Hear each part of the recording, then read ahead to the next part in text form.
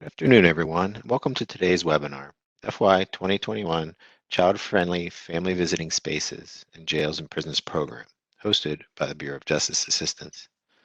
At this time, I'd like to introduce today's presenters, Jessa Wilcox, Policy Advisor with the Bureau of Justice Assistance, and Dr. Hillary Kuthrow with the National Institute of Corrections. I believe Jessa is going to be starting us off today. Yes, hi, Daryl. Thank you so much. And thank you all very much for participating in this webinar on BJA's Fiscal Year 2021 Child-Friendly Family Visiting Spaces in Jails and Prisons Program. As Daryl just mentioned, my name is Jessa Wilcox, and on this webinar, I will explain and describe the content of this solicitation and give you some information about the application process.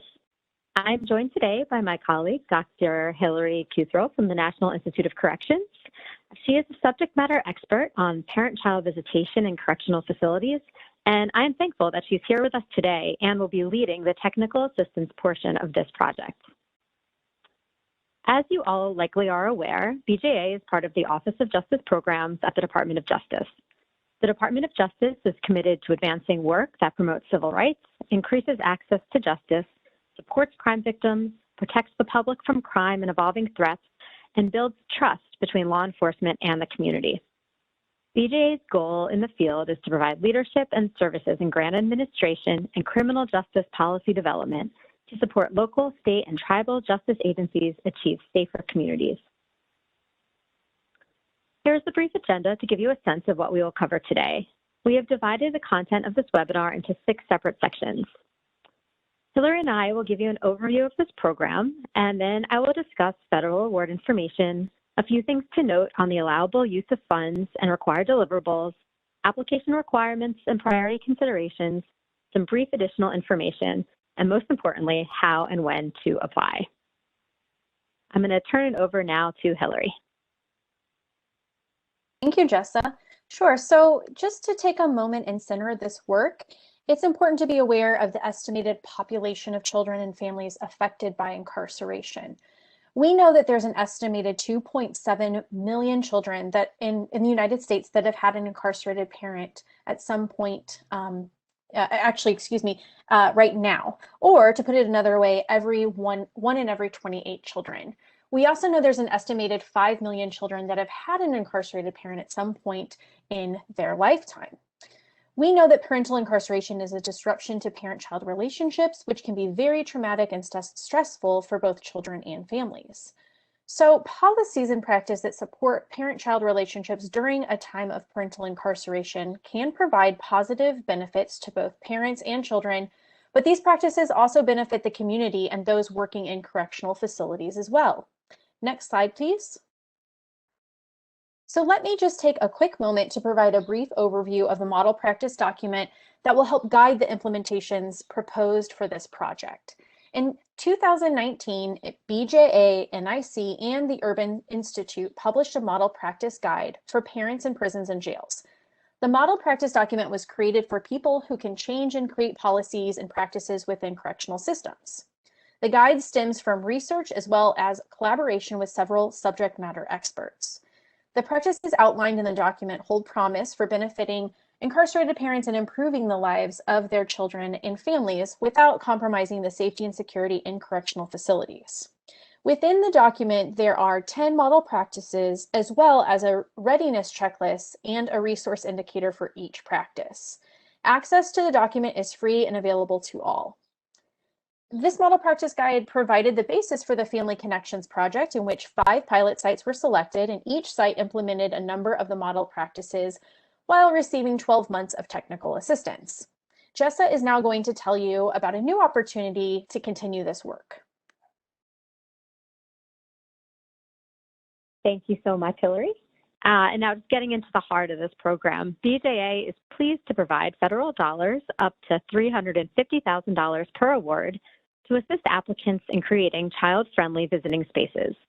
Correctional facilities and agencies can use these funds for construction, renovation, or upgrades, as well as use the grant funds to assist in revising policies and practices that will support child-friendly visitation experiences.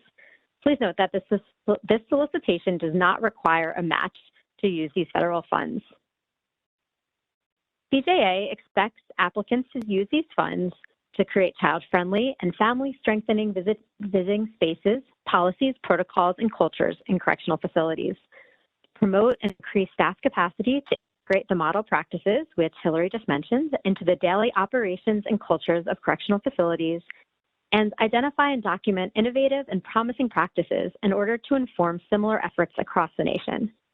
We are pleased that in addition to federal funds to help applicants reach their goals, we are able to offer technical assistance at no cost provided by the subject experts at NIC. And I'll turn it back over to Hillary to give an overview of what this TA can look like.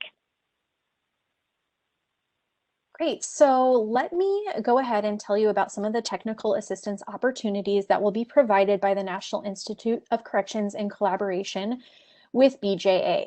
So this is just a list of some of the technical assistance opportunities. We invite creative and innovative and progressive additional technical assistance collaboration as well. This is just a short list of ideas for you to get an idea of what sort of technical assistance we can provide. So we can help identify community partnerships that can aid in creating opportunities and providing resources and services for incarcerated parents and their children, provide training for staff centered on parent-child well-being and the importance of these practices, assist in developing specific skills among staff such as child-friendly communication and awareness in visiting spaces, and assist in evaluating the intake and assessment process at your facility with a focus on identifying incarcerated parents and providing resources and opportunities for parents during their incarceration. Next slide, please. We can create or update your facility's website to ensure it provides information and resources pertinent to families, assist in selecting and designing parent-family-oriented classes and programs, help create visitor lobbies and visitation spaces that are family-friendly for children and families, assist in reviewing current visiting policies and procedures, identify opportunities for parents to communicate with people and systems that affect their children, and incorporate caregiver and children into programming and community support groups, as well as re-entry planning. And again, these are just some of the examples of the technical assistance opportunities that we can provide. I'm going to go ahead and pass it off to Jessa now. Thanks so much, Hillary. So now I'm just going to dive into the nuts and bolts of this solicitation. BJA is looking to make 5 awards of up to $350,000 each. And you'll see that there are 2 categories to apply for in this solicitation. Category 1 is if you intend to use the grant funds in jails, and Category 2 if you intend to use the funds in prisons. BJA expects to make 3 awards in Category 1 and 2 awards in Category 2. The length of this program is 36 months, and eligible applicants are state, city, county, or tribal governments. I'm going to cover a couple things to note about the allowable uses of grant funds and required deliverables. Because this program funds construction, renovation, or innovation of real property, I wanted just to note 2 things that applicants who are requesting funding for these types of things, renovation or expansion projects, they must include in their application in the program narrative. First, whether the existing building proposed for improvements appears to be a viable structure for renovation and or expansion with the design developed and approved by a qualified architect, engineer, or contractor. The purpose of this requirement is to ensure that using grant funds to renovate or modify the existing facility is justifiable. Also, applicants must include documentation from the appropriate governing body authorizing the use of the facility for the purpose of renovation, expansion, or replacement. The documentation must specify the proposed facility or facilities and or the area of land to be used for the project. There are 3 deliverables required for this project. The first is a comprehensive, individualized, child-friendly family visiting implementation plan that will guide the grantee's activities through the life of this project. Sustainability will be a key area of focus of this plan. It's our expectation that the projects and strategies funded under this solicitation will, at a minimum, be sustained and perhaps be expanded after the grant period ends. Grantees will finalize this plan during the first 6 months of this award after the budget approval with the support of the TA provider. The second is documentation of any renovation, construction, or physical plant modification plans. And finally, documentation of the work accomplished during the grant period. We expect that the grantees funded under the solicitation will carry out innovative and promising work, and that there will be a great deal to be learned from the efforts of the grantees. As a result, grantees are required to document the innovative and promising work completed through this program so that other practitioners, confinement facilities, and agencies can learn and benefit from it. Moving on to Section 4, we want to make note of several application requirements and priority considerations that are included in this solicitation. You go to page 7 of the solicitation, you can find all of the application requirements. But just to note, to even be considered for funding in our peer review model, each application must include a program abstract, program narrative, and the program narrative will include a description of the issue, project design and implementation, capabilities and competencies of the agency applying for grant funds, and a plan for collecting data required for the solicitation's performance measures. Also, a budget detail worksheet and budget narrative, and finally, executive level letters or letter of commitment from the agency that is proposed to receive the funding. Strong commitment and support for agency leadership is a requirement of and prerequisite for successful efforts under this grant. As a result, all applicants must submit to BJA a letter on official agency letterhead that demonstrates the commitment of agency leaders to support the efforts under this grant program. When BJA reviews your applications and when the peer reviewers reviews your applications, different weight is given to each section of the narrative and supporting materials. Please note the different weights on this slide, and you can also find it on page 10 of the solicitation. And there's also several priority areas for this solicitation. Priority consideration is one of the many factors that OJP considers when we're making funding decisions, and it is in no way a guarantee of an award. In FY 2021, OJP will give priority consideration to applications that demonstrate ways in which their projects will advance work that promotes civil rights, increases access to justice, supports crime victims, protects the public from crime and evolving threats, and builds trust between law enforcement and the community. In addition, if applicable, OJP will give priority consideration to applicants that demonstrate that the individuals who are intended to benefit from the requested grant reside in high poverty areas or persistent poverty counties. Please see the solicitation for more details on how to apply for the priority considerations. And now some brief additional information that may be useful. Each solicitation outlines all the elements of the application in the section called Applications and Submission Information. And you'll find a checklist at the end of the solicitation that we recommend that you use to ensure that you've required all of the required items.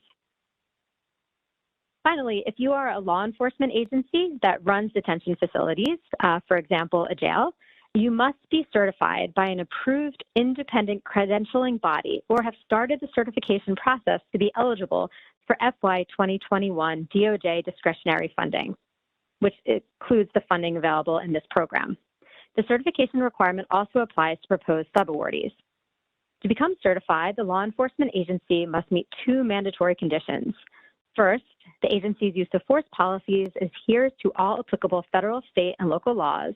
And two, the agency's use of force policies prohibit chokeholds except in situations where use of deadly force is allowed by law. This is a new requirement, and if you have questions or you want more detailed information, please visit the link. It's cops.usdoj.gov/safe-policing-EO. And now we've reached our last section, how and when to apply. As you may be aware, OJP has switched from its old grants management system to the new Just Grants system for application submission and award management.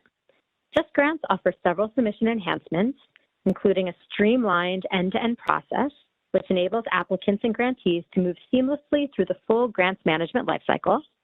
It gives applicants and award recipients new ways to manage their own entity information and that of users in the system. And it allows for new roles like a new entity administrator role that is assigned to the user who creates the SAM.gov account. One thing to note is that this system requires a longer lead time than in past years, so please do plan in advance. There's two steps to the application process. In step 1, applicants must submit an SF-424 and SF-LLL at grants.gov. The deadline to complete step 1 is July 12th, 2021, and you must complete this stage before you go on to complete Step 2. In Step 2 of the process, applicants submit the full application, including all attachments at justicegrants.usdoj.gov. This due date is July 26, 2021. We want to make sure that this new process of using Just Grants to apply is as smooth and easy as possible. One key resource to help you apply is the application mechanics of e-learning videos.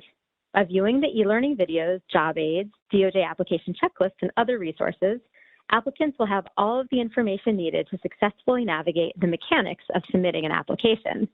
There are live links on this site, and the presentation will be posted on BJA's FY21 Funding Opportunities page. And this slide includes the DOJ application submission checklist. This checklist includes how to prepare to apply, completing the abbreviated application in grants.gov, entity onboarding and Just Grants access, completing, reviewing, certifying, and submitting your application in Just Grants, and other helpful user tips. Here we've included some additional resources you might consider accessing as you work through your application. You can access recording and the slide deck from previous webinars. You can refer to the Just Grants training application submission page for additional information on the application submission process, and bookmark the Just Grants training page for updates. Yes, our main word of advice is just give yourself plenty of time when you are using our new system. If you find that you need some help, here are some important contact information. For technical assistance with submitting the SF-424 and SF-LLL in grants.gov, contact the grants.gov customer support hotline or the webpage or the email, which are all listed on this slide. The support hotline operates 24 hours a day, 7 days a week, except on federal holidays. For assistance with submitting the full application in the Just Grants system, contact the Just Grants service desk. The service desk operates 5 a.m. to 9 p.m. Eastern Time, Monday through Friday, and 9 a.m. to 5 p.m. Saturday, Sunday, and federal holidays. Finally, for assistance with any unforeseen grants.gov or Just Grants technical issues beyond an applicant's control that prevent it from submitting its application by the deadline, or any other requirements of the solicitation, contact the National Criminal Justice Reference Services Response Center. And the contact information, again, is on this slide. The Response Center hours of operation are 10 a.m. to 6 p.m. Eastern Time, Monday through Friday, and 10 a.m. to 8 p.m. Eastern Time on the solicitation close date. Finally, we ask and we hope that you want to stay connected. So here are some ways to stay connected and make sure you are aware of what's happening with BJA and all of the relevant funding opportunities. Just one more slide with some more websites for funding opportunities to help you. And finally, we just want to thank you again for listening into this webinar. Please note the application deadlines of July 12th for grants.gov and July 26th for the full application in Just Grants. And now Hillary and I can stay on for a little while and answer any questions that the attendees have. So Daryl, I'll turn it over to you. Thanks, Jess. And just a reminder, the slides, the transcript, and the recording from today's webinar will be posted to the BJA website within approximately 5 to 10 days. So you can go back and reference this as you need to, either for links, contact information, or information about the solicitation itself. So definitely keep a lookout for that. First question is, can juvenile facilities apply? Are they eligible? Yeah, the eligibility is for state, local, city, and tribal agencies. Regarding the authorization for real property use and design from a certified contractor, does that have to be ready and sent with the submission or once it's awarded? It is a part of the submission as part of the application. If they're not able to get it fully done and signed, it would be something that we would put a hold on the budget award before making the award. So there would be a hold before it was approved, but you could still submit it if you need to. Regarding Just Grants, is there a separate user access password in Just Grants if there's already one set up in grants.gov for a particular applicant? Daryl, I'm not sure. Can you answer that one? I want to say yes, that would be a separate entity as it is a separate system. But I would definitely encourage the question, person asked that question to the Just Grants website Their information is here, 833-872-5175, and you can also email them at justgrants.support@usdoj.gov. But I do believe those are separate entities and will require separate user IDs and passwords because the user or the submitter may be different for each.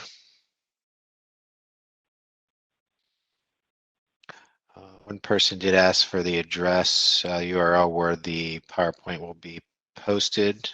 Our host will be entering that into the chat, so I'll look out for that. You'll provided the link on the BJA website for that.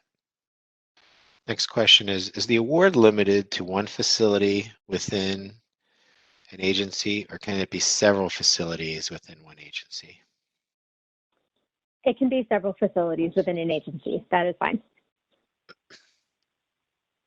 And regarding eligibility again, are universities eligible to apply or partner with other agencies?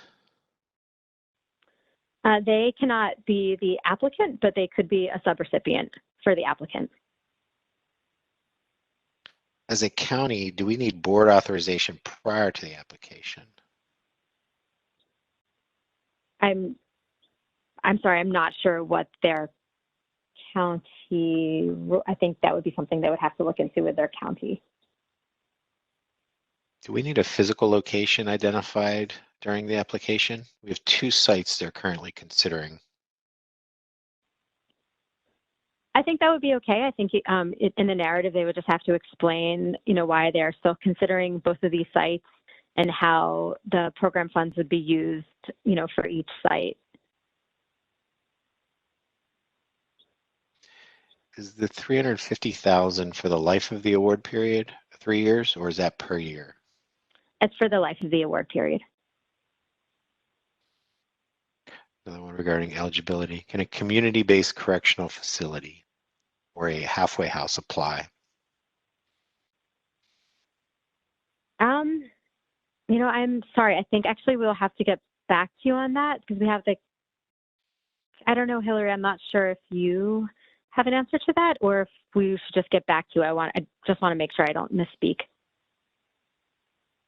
Yeah, so I would, let's just parking lot that question and we can get a firm answer, but I would suggest going back to the application and just verifying that it is a state or local facility, but we can get clarification on the community type facility. And for that person that did ask that, I would also recommend if you could just perhaps enter that question to the OJP Response Center, to the email listed here, grants@ncgrs.gov. They'll be able to perhaps assist directly, or they'll work with Jessa and Hillary on an answer for that. So just to get that logged in, probably recommended to definitely email grants@ncgrs.gov with that question. Thank you. Thanks, Daryl. That's great. Can the grant cover any psychoeducational classes, case management, or clinical support for incarcerated caregivers and their families, or must this strictly be used for physical renovations? It does not have to strictly be used for renovations. I would just, look at the language in the solicitation, but no, it doesn't. It does have to be for renovations. Can someone from TA assist in establishing the cost of creating quality training for correctional staff? Hillary, I'll let you take that since it's a TA question. Yes. Daryl, sorry, could you repeat that? Yeah. Is there assistance in establishing the cost of creating quality training for correctional staff? Yeah, so technical assistance would be happy to assist in that endeavor. Some of the training we can deliver would be something that would be stemming from the model practice document that would provide assistance and sort of support for staff. But if there was a specific parenting program, coaching program, or an existing curriculum out there that you all were interested in, we could help sort of navigate that system and provide support for receiving that curriculum or program specifically. But I will say in the past, what we've been able to do is really pull a number of different subject matter experts together and create a training or a curriculum to be delivered to staff and administrators that support and tailor to the specific nuances of your correctional facility and the essentially the topics and concepts that are most important to you as they pertain to the initiatives that are being implemented. So the long and short answer is we can absolutely aid in assessing and assisting you with tracking down a specific curriculum or program as it pertains to parents that have children while they are incarcerated within your facility, and or we can actually create training and or a program that can be delivered based on your needs and what it is that you would like to see delivered to your facility. So it's kind of like a collaborative endeavor. Next question is, are there standard performance measures required for this grant in the form of evaluation? There's not a formal evaluation. There are performance measures which will are explained in the solicitation, or there's a link in the solicitation where you can find out more information, but there's no formal evaluation that will be done. Is there explanation, clarification on the involvement of DOJ regarding property interest after the grant ends? Yes, you can find that in the solicitation, and it's on page 5 of the solicitation. And this is in accordance with DOJ real property standards. So this is for any time grantees use federal funds on property. So I just direct you to page 5, the bottom of page 5. Can funds be used to cover salary for a project coordinator that will continue to function as the visitation coordinator? Yes, I think that would be an acceptable use of funds. Will there be more grants similar to this in the future? That is, we hope so. You know, we're dependent on Congress's appropriation. So we hope so, and we hope that if there's really good response to the solicitation, it helps us make the argument that this is something that's really needed and desired by the corrections field. Can we partner with a local nonprofit with these funds to provide parenting education? Yes. Yep, they can be a subrecipient. Oh, sorry, go ahead, Hillary. Nope, just you hit the nail on the head. They can be a subrecipient. Could the grant be used to fund dissertation that is being conducted in partnership with a statewide virtual visitation facility?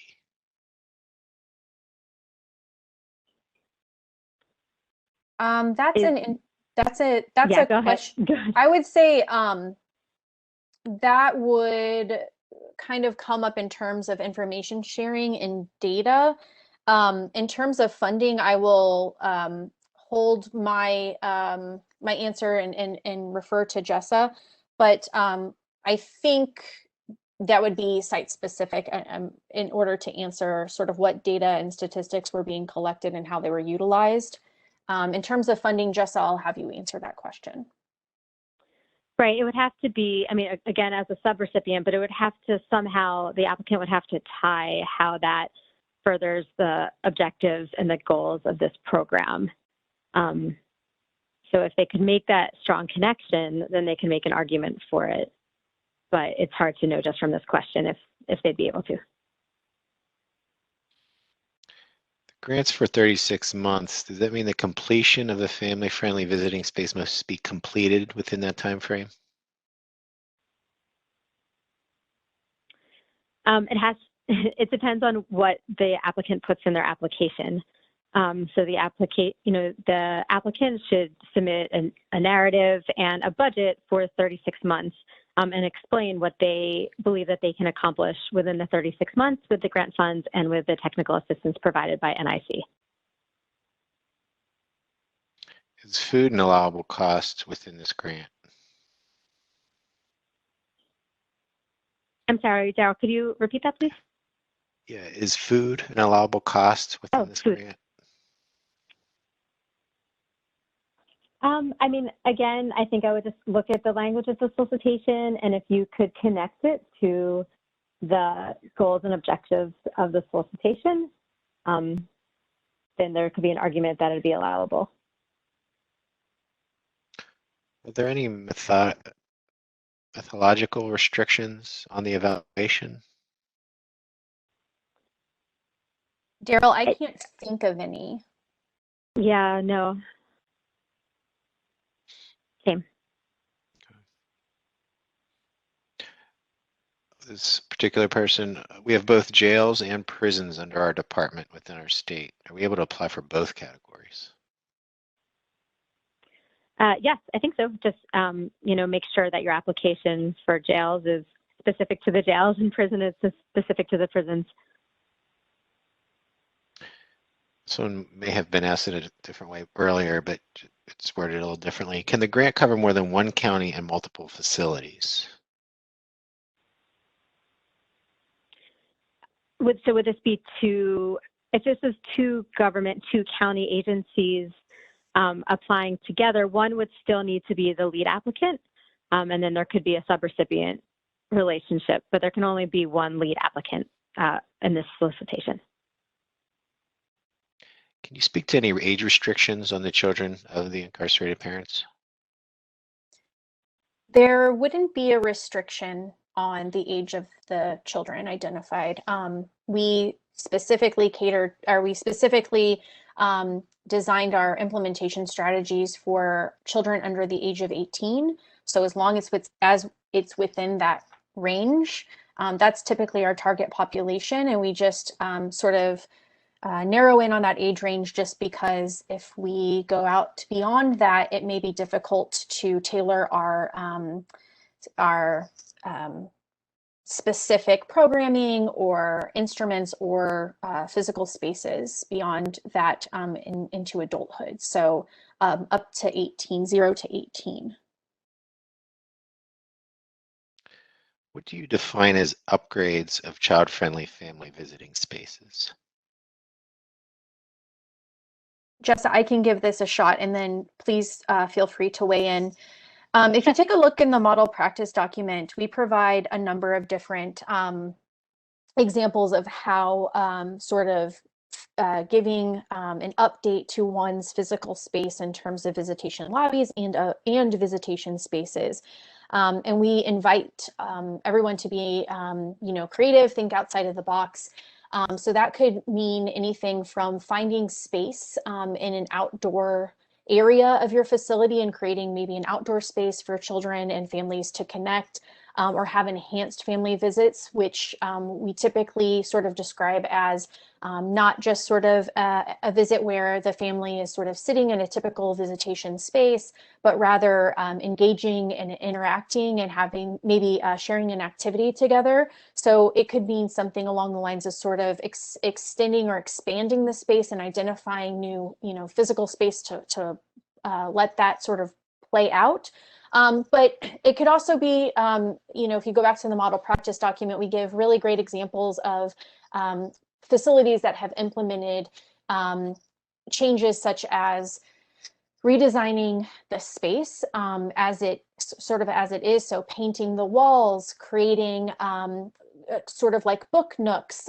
We had one site that put a tremendous amount of sort of like decals and fun activities for kids to utilize and play with as they are visiting their parents. Creating bookshelves, crayons, coloring books, things of that nature, all the way to, like I said, some of these enhanced visitation spaces. We've worked with facilities that put on a dance and created space for the DJ and a pizza party and things like that. So it's really we're open, and I think Jessa, you would agree with me, to sort of getting creative with it. And, starting from, we want to meet you right where you're at and expand upon that and assist you in whatever way we can to really capitalize on this opportunity and make the space, age appropriate and family friendly for all families. So kind of take that and run with it, if you will. And Jessa, please reel me back in if I've gone too far. But No, that's kind of where we're at. That's perfect. So you know your incarcerated population better than we do. So if this is what you think would, really enhance the visiting spaces, then you should put that in the narrative and really make that argument. So no need to reel you in, Hillary, at all. Are incarcerated grandparents eligible under this program? So in the past, we have specified, we have identified individuals at correctional facilities that personally identify as parental guardians of biological or non-biological children. So I would argue that, we would leave that up to the correctional facility to sort of identify who is taking a parental role, and kind of go from there. If there's a grandparent that identifies as the, current caregiver, primary caregiver, informally or formally, I would see that as considered a parental figure for a child. But again, that's, we would definitely work with each site specifically and identifying, parents that would be utilizing the resources in that space. Yep, and one of the objectives is to create family strengthening cultures in correctional facilities. And for many families, the grandparents are really an important figure. So I agree with Hillary. I think that would be fine. Could funds be used to purchase tablets to facilitate increased interactions with schools and children? Our internet is poor in our facility. Could the grant be used to improve the Wi-Fi or for the use of tablets for live streaming? So Jessa, I'll let you touch on the funding part of that or the financial aspect of that question, but we encourage as many forms of contact and communication as readily available in any correctional facility. I've worked with a number of facilities that really have to do a lot of troubleshooting around, having sort of overcoming the barriers that exist within very thick and sturdy physical spaces, meaning the walls of the institutions, in order to get internet access and stable access to permit those forms of communication. But it can be done, and so that is definitely within the realm of the scope of this project, is navigating and finding creative ways for children to connect with their parents, whether it is on tablets, whether it's through the phone, contact visit, or enhancing the visitation that is currently provided. So I would utilizing tablets or any other forms of communication. This could be again, I'll leave it up to you all to kind of get creative with it. But finding creative ways for children to stay connected to their parents outside of the scope of plexiglass, contact visits, and phone calls, I think is absolutely within the realm of meeting the needs of children and families, especially in light of the pandemic, which really put a barrier to the contact and communication, which is critical between children and their families. And then Jessa, if you want to speak to the funding part around that, I will kick it over to you. Sure. Yes. Several correction facilities and different BJA funded projects have been really relying on tablets for lots of different things. So that is a common thing that BJA funds and is definitely within the scope of this. And I love thinking about trying to stay more connected with a child's school. I think that's really important as well. Question within the same one. We need to have the commitment from the other community partners by the deadline? That is not a requirement to the application. You don't have to send in like a signed letter, but if you are planning in your budget for subrecipients it would be helpful to know that they are on board. It just goes to the strength of your project. And I would also add that, as long as you identify that entity, part of the technical assistance is providing assistance to strengthen that partnership and find ways in which collaboration could be utilized to its fullest strength. So if this is just kind of a new partnership, that is, totally fine. We can, again, assist you in sort of capitalizing on the partnerships and making the collaboration as strong as possible as we, deliver the technical assistance within this program. Can the grant be used to increase information sharing in other languages for translation services on our website specifically? Definitely, right? That would definitely assist in revising practices, policies that support child-friendly visitation experiences. So I would say yes, Hillary. I don't know if you have Absolutely. Okay, absolutely. great. I think the need is there, and it's a very important aspect of increasing communication. So absolutely. That's all the questions in the queue at this time. Once again, if you do have a question, you can please enter at the bottom right-hand side, 3 dots, select Q&A, send that, and the presenters will be glad to answer it. Once again, if you do have any questions regarding grants.gov, just grants, or just programmatic requirements regarding the solicitation, you can jot down these numbers and emails here for grants.gov, just grants, into the OJP Response Center. Another question has come in. We are not sure of a physical location as of yet. Do we need it to apply? I think the way that I would answer this, and Jessa, BJA is reviewing the applicants, so please feel free to weigh in. But I would argue that if you had support from maybe however many institutions you had support of at the time of your application, and you have that in writing, maybe part of this process and implementation is deciding where best to situate the family friendly visitation and some of the implementations. I will say in the past, as Jessa mentioned before, we have worked with a larger system, more than just one actual physical facility.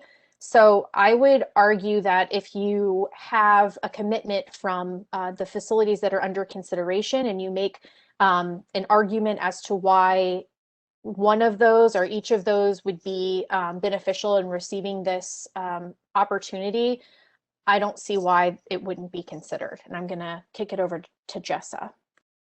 Yeah, and that would be fine for the application. Basically, probably what would happen, where there might be a hold on some of the grant funds, you'd be awarded, but there would be a hold remaining until, especially if you're going to be renovating or expanding, until we had that. Then you could work with the TA provider. Once you identify something, and once that was approved, then the hold would be removed on those grant funds to begin the renovation or expansion. Can bonding trips be part of this grant due to the length of time that many of these children have not seen their parents? So as that question reads, I think we would have to define bonding trips. The way that I read it, bonding trip, or sort of a connection in terms of maybe expanded time of visitation and sort of spending time together, would fall under the category of enhanced visits. And so we are absolutely open to any and all creative ways of thinking of connecting children with their parents. So that could mean, there are such amazing, innovative ways of doing that currently exist around our country in both jail and prison facilities. But those sort of bonding opportunities that exist for a lengthy amount of time can kind of play out in different ways. I've seen them play out in like a weekend trip, a camping kind of excursion. I've seen it played out in like a carnival setting over the course of a couple of days, or a fair over the course of a couple of days. And of course, that requires a tremendous amount of partnership building and resources from the community in collaboration with the facility. So again, I would argue to make it as creatively possible for children to reconnect with their families. And we definitely recognize that there are several children out there that have lost contact with their incarcerated parent, or maybe have not been physically present in their lives. So the extended amount of time that children can spend with their families, especially indicated in your question, is something that we would absolutely support.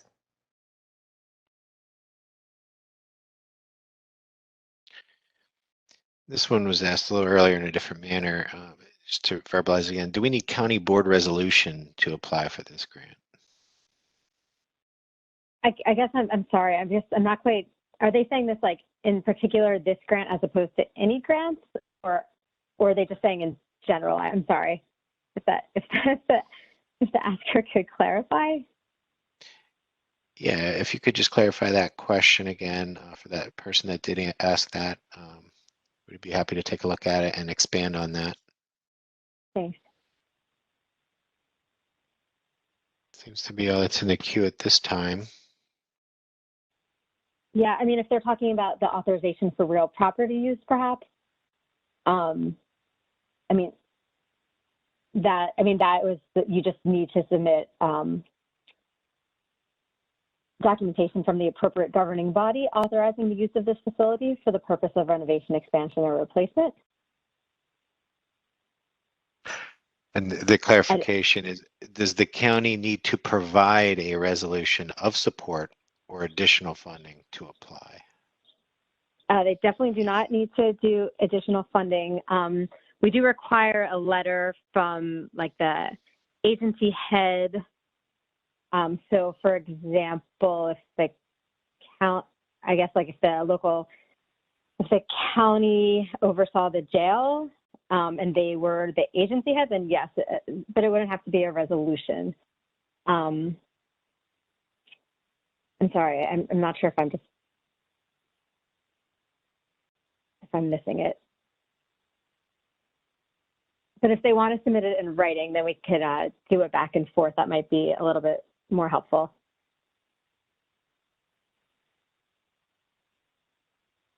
Seems to be all the questions in the queue at this time. Do you want to hang on a couple more minutes, see if anybody has anything else? I was just going to reiterate to please feel free to reach out to myself or Jessa if you have any clarifying questions or need to be redirected to the resources or the application information. We're happy to help you. Yes, if you have questions for me, please submit them through the grants@ncjrs.gov response center, just so they can be documented and made publicly available. Okay, that seems to be all that's in the queue. So with that, on behalf of the Bureau of Justice Assistance and our panelists today, we want to thank you for joining today's webinar. This will end today's presentation. Thank you. Thanks, everyone. Thanks, Daryl.